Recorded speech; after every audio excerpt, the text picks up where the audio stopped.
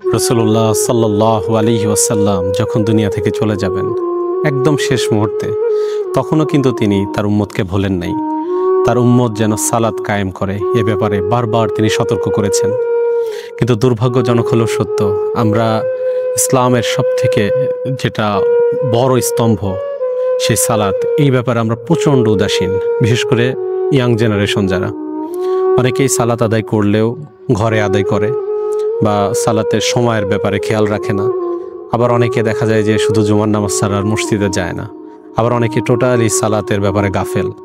তো আমি সবার উদ্দেশ্যে বলবো, আমাদের ভিডিও যারা দেখেন, আমাদের ফ্যান ফলোয়ার যারা আছেন, অন্তত সালাত নিয়ে কোনো কম্প্রোমাইজ করবেন না। আর যা কিছু হয়ে যাক, সারা পৃথিবী একদিকে চলে যাক, কিন্তু সালাত নিয়ে কখনো কারোর সাথে আপোষ করবেন না। সালাতের ওয়াক্ত হয়ে গেছে, যেখানে যে অবস্থায় আছেন না কেন সালাত আদায় করে নেবেন। আপনি চিন্তা করবেন, এইটাই হয়তো আপনার জীবনের শেষ একটা সুযোগ দিয়েছেন আল্লাহ তাআলা আপনাকে। এটাই হয়তো আপনার জীবনের শেষ সালাত, এরপরে হয়তো আর আপনি সুযোগ পাবেন না।